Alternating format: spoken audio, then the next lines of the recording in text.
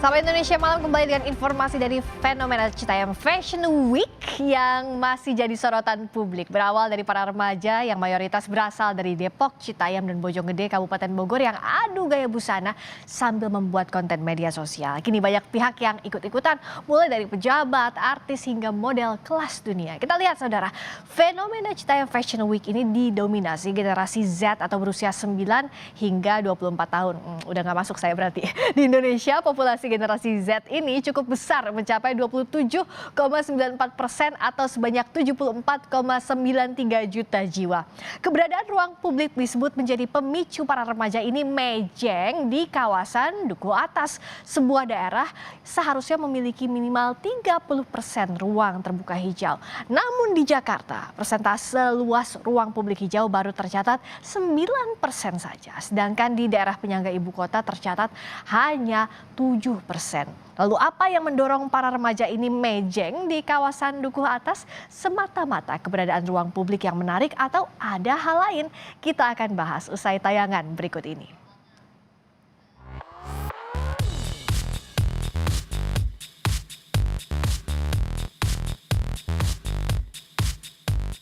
Fenomena Citayam Fashion Week semakin menarik perhatian termasuk dari Presiden Joko Widodo. Jokowi menyebut kreativitas para remaja tidak dilarang, asalkan tidak melanggar aturan. Asalkan positif, saya kira nggak ada masalah. Jangan diramaikan lah. Hal-hal yang positif itu diberikan dukungan dan didorong. Asal tidak menabrak aturan. Itu kan kreatif. Karya-karya seperti itu kenapa harus kreativitas seperti itu kenapa harus dilarang? Asal sekali lagi tidak menabrak aturan, tidak melanggar aturan. Prinsip di situ ya. Citayam Fashion Week di kawasan Duku Atas, Jakarta Pusat masih menjadi sorotan publik. Para remaja yang mayoritas berasal dari Depok, Citayam, dan Bojonggede, Kabupaten Bogor saling beradu gaya busana sambil membuat konten media sosial. Kini banyak pihak yang ikut beradu gaya di catwalk Citayam Fashion Week.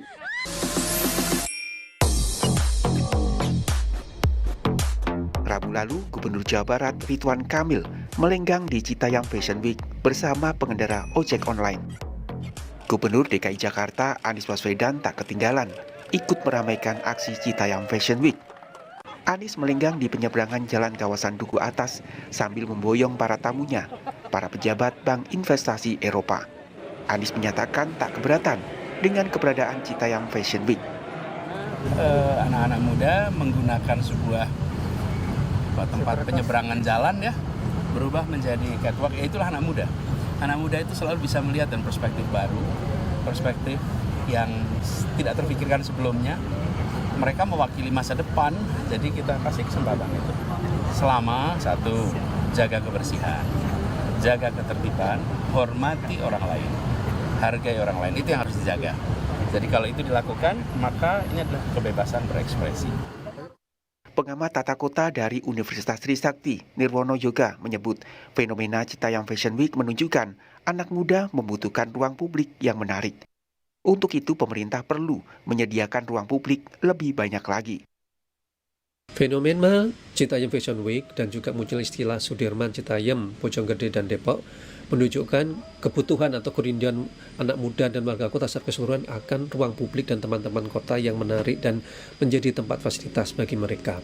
Oleh karena itu, harusnya hal ini mendorong pemerintah DKI Jakarta dan juga pemerintah kota kabupaten di Bodetabek untuk menyediakan lebih banyak lagi ruang-ruang publik dan taman kota yang menarik yang dapat digunakan oleh mereka. Belakangan, deretan artis ikut melenggang di Citayam Fashion Week. Di antaranya Zaskia Sungkar dan Kiki Saputri.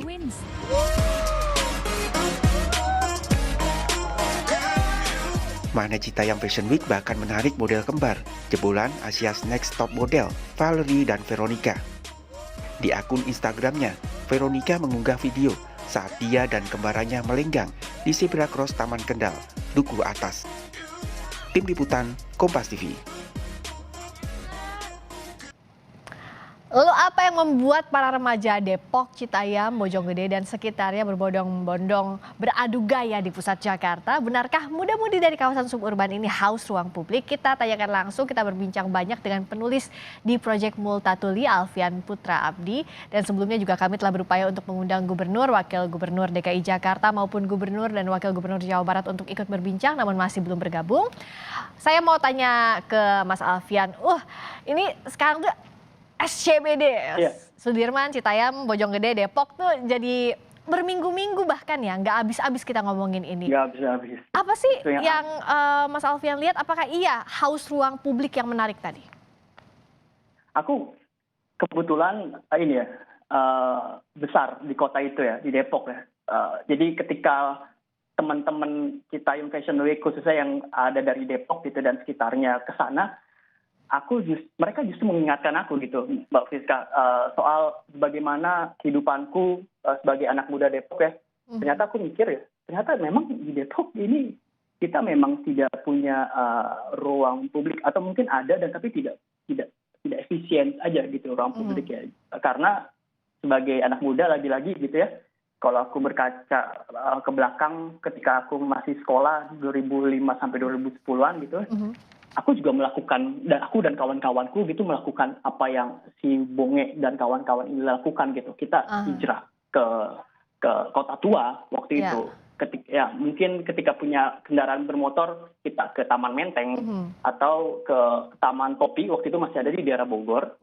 Kita naik keretaan begitu-gitu, dan ketika memang Bonge itu muncul, ya mereka memantik lagi gitu ingatan dan kegelisahanku lagi gitu. Jadi, apa sih Mas Alfian yang didapatkan dari tulisannya Mas Alfian saat meliput di sana? Apa yang didapat dari fenomena ini selain viralnya ya, tapi apa lebih dalam lagi? Oke. Sebenarnya tulisanku itu bukan produk liputan, tapi itu ide dan esai ku gitu ya, opiniku aja gitu. Tapi begini ya, yang aku lagi-lagi seperti yang tadi aku bilang gitu, aku mendapatkan terlepas dari meriahnya mereka mengekspresikan diri gitu ya.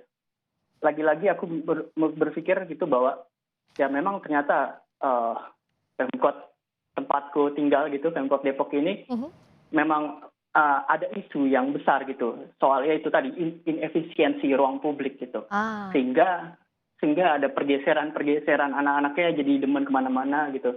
Ditambah lagi kan apalagi ke Duku Atas gitu kan ya, transportasi umumnya sangatlah mudah ya, tinggal naik kereta duduk tenang dan ya sampailah kita di Duku Atas.